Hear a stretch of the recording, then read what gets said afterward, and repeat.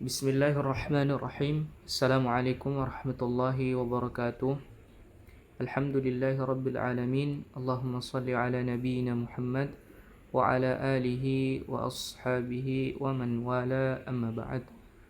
Insyaallah pada malam hari ini saya Amrullah Ramadan dari Prodi Agroteknologi dengan NIM 250601022. Insyaallah saya akan mempresentasikan tanaman padi atau Oryza sativa.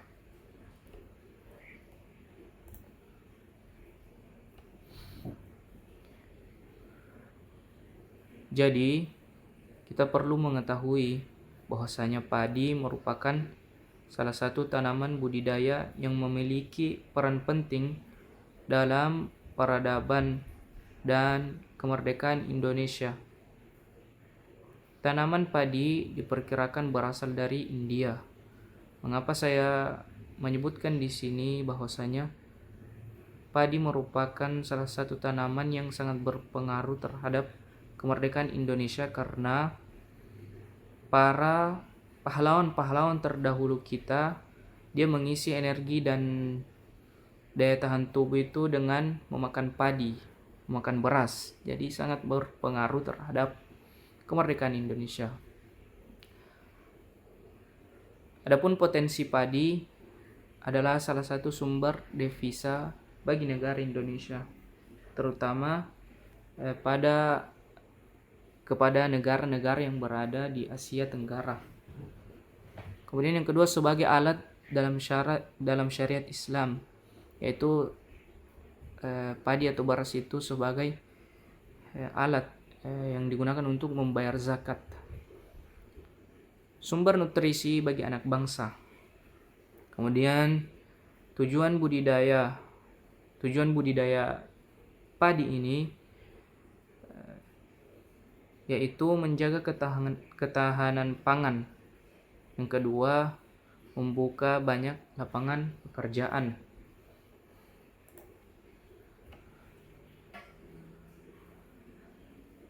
Kemudian kita lanjut syarat tumbuh.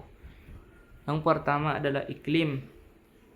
Padi tumbuh dengan baik pada daerah tropis yang memiliki cuaca yang relatif panas dan kelembapan udara yang tinggi dengan curah hujan sekitar 200 mm per bulan dan memiliki suhu 22 sampai 27 derajat Celcius dengan ketinggian daratan 0 sampai 650 mdpl.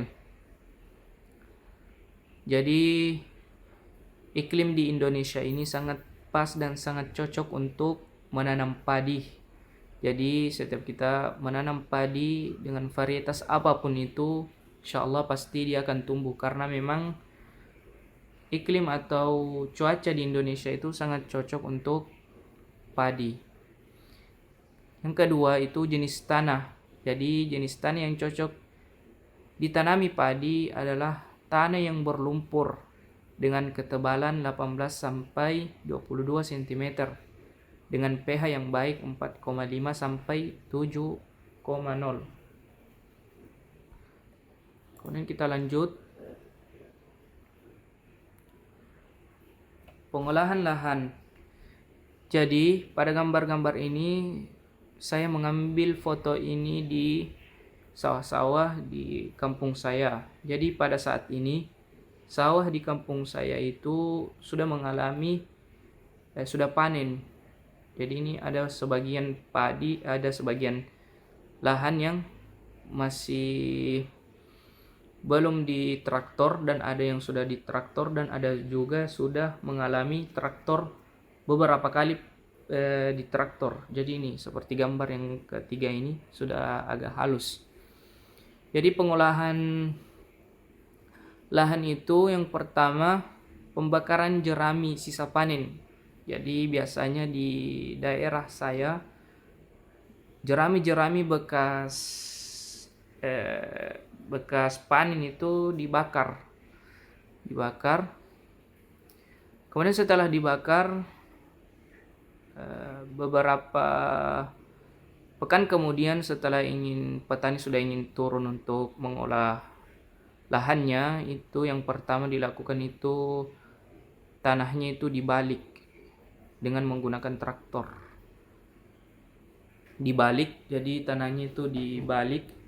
Setelah dibalik itu di traktor ulang, kemudian tanah itu kayak dicincang-cincang, yang habis dibalik itu dicincang-cincang dengan harapan sisa-sisa jerami-jerami tersebut yang tidak terbakar atau yang masih utuh itu diharapkan dihancur dan menjadi pupuk.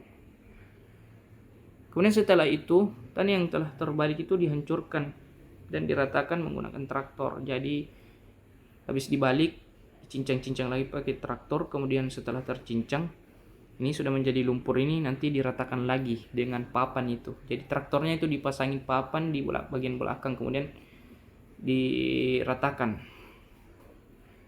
Dan lanjut,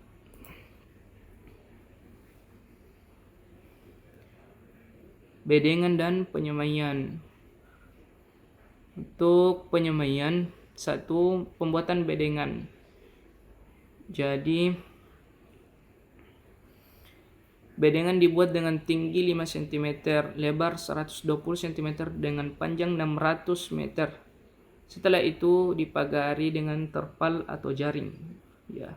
Jadi di daerah sini itu setelah bedengan jadi, kita pagari dengan biasanya terpal atau plastik atau bahkan dengan jaring.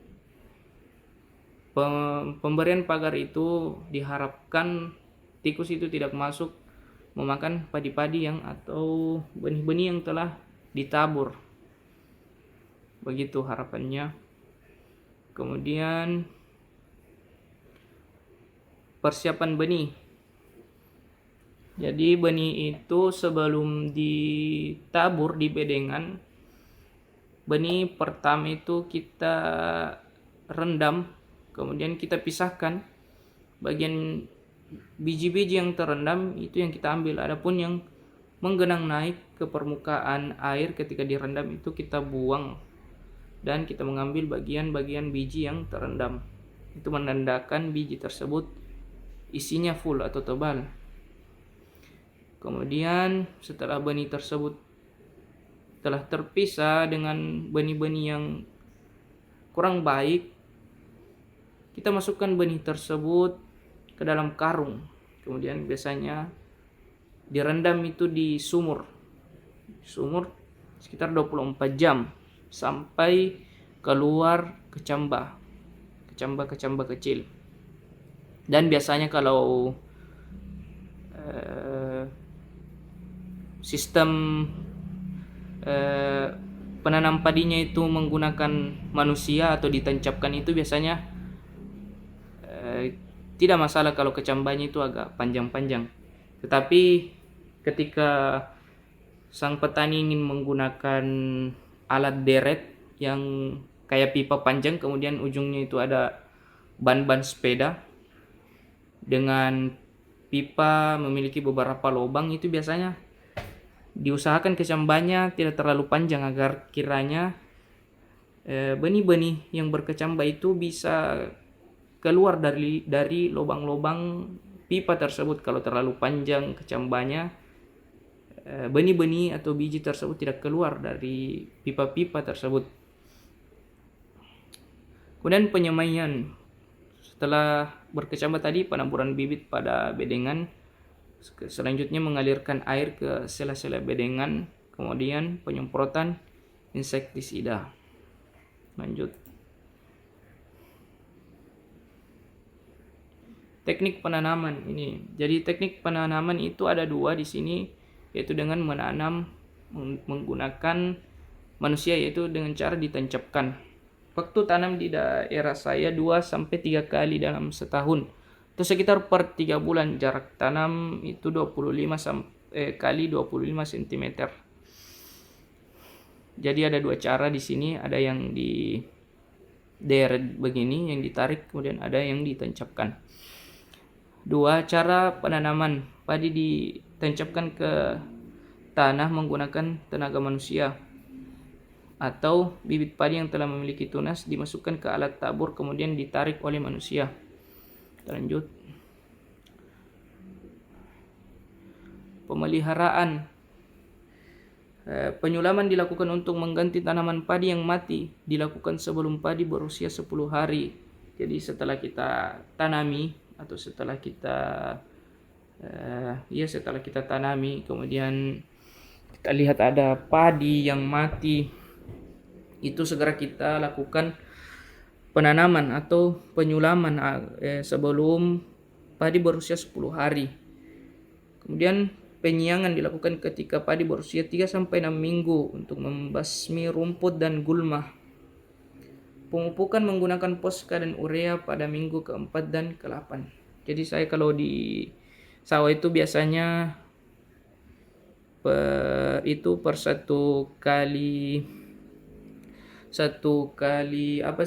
perputaran itu, 1 kali tanam padi itu sampai panen biasanya 2 kali pemupukan. Kita lanjut. Pengendalian hama. Pengendalian hama yaitu penyemprotan desinfektan dilakukan ketika kita melihat ada tanda-tanda gejala awal serangan hama. Jadi ketika kita sudah melihat mulai ada tanda-tanda hama pada padi kita segera melakukan penyemprotan desinfektan yang cocok dan kita merasa ampuh desinfektan tersebut untuk membasmi hama-hama. Kemudian pengendalian hama tikus dengan menggunakan perangkap dan menabur racun pordan yang telah dicampur gabah di sekitar lubang tikus. Ya, jadi kita sebagai petani itu hama tikus itu sering kita basmi dengan menggunakan biasanya perangkap. Perangkap itu kita pakai pipa, kemudian ujung pipanya itu kita kasih jaring-jaring yang kita rajut. Kemudian pipa-pipa tersebut ditancapkan itu di lubang-lubangnya itu ditancapkan. Kan biasanya lubangnya itu ada 3, ada bercabang dia, ditancapkan ke 3 lubangnya. Kemudian 1 lubangnya lagi kita tidak tancapkan pipa, tapi itu lubang itu kita siram dengan air. Terus sampai full, nanti tikusnya itu lompat keluar. Tapi dia tersangkut jaring. Pas tersangkut jaring itulah kita pukul. Itu salah satu metode yang kita pakai. Adapun untuk hama keong emas biasanya lahan disemprot racun 3 hari sebelum penanaman padi. Oke, lanjut. Panen dan pasca panen ini yang ditunggu-tunggu oleh para petani. Padi dapat dipanen ketika bulir buahnya sudah terisi full, menguning dan kadar airnya telah berkurang. Pemanenan dapat menggunakan arit atau mobil. Gabah dijemur sampai kadar airnya menjadi 14%. Itu diharapkan, kenapa dikeringkan, untuk lebih awet, dapat disimpan dalam jangka panjang. Ya, kayak orang-orang Arab itu, kalau orang Arab dia ingin mengawetkan anggur, dia jadikan kismis. Itu biasa dibawa oleh-oleh kalau orang dari umroh. Lanjut. Analisis teknologi. Jadi ini analisis teknologi terhadap teknologi petani padi ya, terutama di daerah saya. Itu keunggulannya, pertama, tidak memerlukan anggaran yang besar dan dapat dijangkau oleh semua kalangan petani. Mulai dari yang kaya sampai dari menengah ke atas sampai menengah ke bawah, itu semua bisa mengaplikasikan teknologi yang saya telah jelaskan tadi. Adapun dari kendalanya adalah ketika petani sakit, maka keberlangsungan budidaya akan terganggu dan tidak maksimal. Masih mengandalkan kekuatan fisik manusia. Adapun solusi dan harapan agar kiranya pemerintah memberikan subsidi terhadap peralatan-peralatan tani yang dapat memudahkan petani dalam mengolah lahan dan dapat meningkatkan hasil panen.